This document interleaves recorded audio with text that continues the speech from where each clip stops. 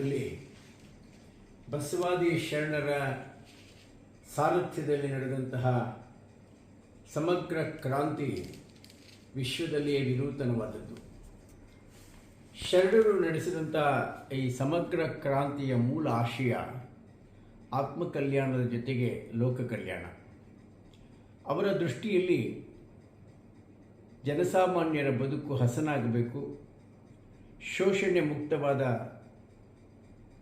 ಸಮಾನತೆಯ ಒಂದು ಸುಂದರ ಸಮಾಜ ಸೃಷ್ಟಿಯಾಗಬೇಕು, ಜನತೆ ಜ್ಞಾನದ ಅರಿವನ್ನು ಪಡೆದುಕೊಳ್ಬೇಕು, ಭಕ್ತಿಯ ಮಾರ್ಗವನ್ನು ಅನುಸರಿಸಬೇಕು, ಮೂಢನಂಬಿಕೆಗಳು ದೂರ ಆಗಬೇಕು, ಕಾಯಕ ದಾಸೋಹ ಸಂಸ್ಕೃತಿ ಅದು ಅನುಷ್ಠಾನಕ್ಕೆ ಬರಬೇಕು ಮತ್ತು ಸ್ತ್ರೀ ಸಮಾನತೆಯ ಒಂದು ಸುಂದರವಾದ ಆಶಯವನ್ನು ಸಹ ಸಾಕಾರಗೊಳಿಸಬೇಕು.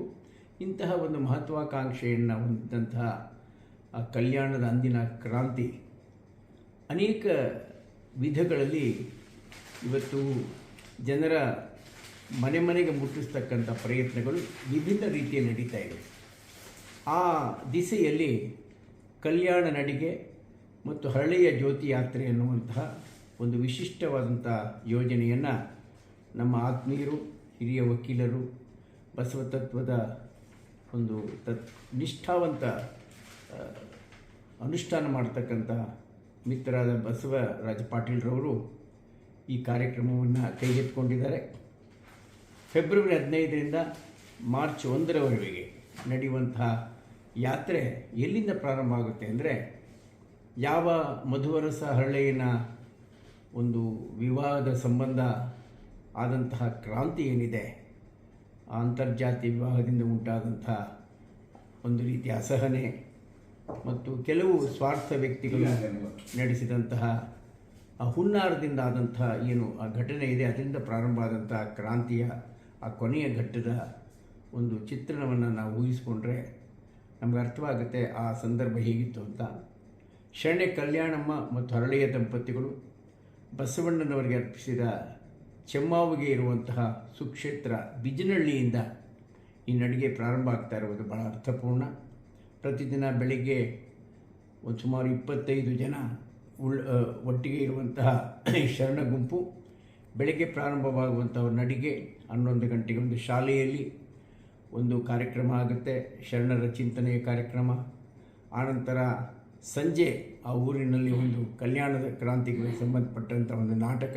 ಹೀಗೆ ಈ ನಡಿಗೆ ಒಂದು ಸಾಂಸ್ಕೃತಿಕವಾಗಿ ಶರಣ ಚಿಂತನೆಯ ಆಧ್ಯಾತ್ಮಿಕ ಆದಂತಹ ಒಂದು ಆಧ್ಯಾತ್ಮಿಕ ಪಯಣ ಆಗುವಂತಹ ರೀತಿಯಲ್ಲಿ ಆಗ್ತಾ ಇರೋದು ಬಹಳ ಸಂತಸದ ವಿಷಯ. ಈ ನಡಿಗೆ ನಿಜವಾದ ಅರ್ಥದಲ್ಲಿ ವಿಶೇಷವಾಗಿ ಮಕ್ಕಳಿಗೆ, ಶಾಲಾ ಮಕ್ಕಳಿಗೆ ಮತ್ತು ಆ ಗ್ರಾಮದ ಜನರಿಗೆ ವಚನ ಸಾಹಿತ್ಯದ ಬಗ್ಗೆ, ಶರಣರ ಚಿಂತನೆಯ ಬಗ್ಗೆ ಬೆಳಕು ಚೆಲ್ಲುವಂಥ ದಿಸೆಯಲ್ಲಿ ಯಶಸ್ವಿಯಾಗಲಿ ಅಂತ ಹಾರೈಸ್ತಾ, ನನ್ನ ಆತ್ಮೀಯ ಗೆಳೆಯರಾದ ಬಸವರಾಜ ಪಾಟೀಲರವರು ಹಮ್ಮಿಕೊಂಡಿರುವ ಈ ಕಾರ್ಯಕ್ರಮ ಅತ್ಯಂತ ಸದಾಶಯದ ಕಾರ್ಯಕ್ರಮ. ಅವರ ಆಶಯಗಳೇನಿದೆ ಅವೆಲ್ಲವೂ ಸಾಕಾರಗೊಳ್ಳಲಿ ಈ ನಡಿಗೆಯ ಮೂಲಕ ಅಂತ ನಾನು ಹಾರೈಸ್ತೇನೆ, ಅವರಿಗೆ ಶುಭವನ್ನು ಕೋರ್ತೇನೆ. ಮತ್ತು ಇದರ ಧ್ಯೇಯವಾಕ್ಯ ಭಾಳ ಚೆನ್ನಾಗಿದೆ, ಶರಣು ಶರಣಾರ್ಥಿ ಅಂತ. ಶರಣರ ಸಮೂಹದಲ್ಲಿ ವಿಶಿಷ್ಟವಾದಂಥ ಒಂದು ಮಾತಿನ ಸಂವೇದನೆ ಪ್ರಾರಂಭ ಆಗೋದೇ ಶರಣು ಶರಣಾರ್ಥಿ ಅನ್ನುವ ಮೂಲಕ.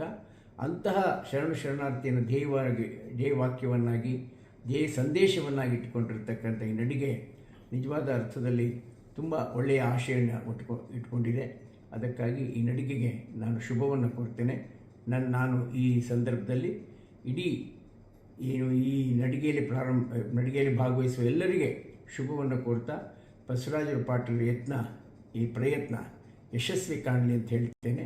ಎಲ್ಲರಿಗೂ ಶರಣಾರ್ಥಿ.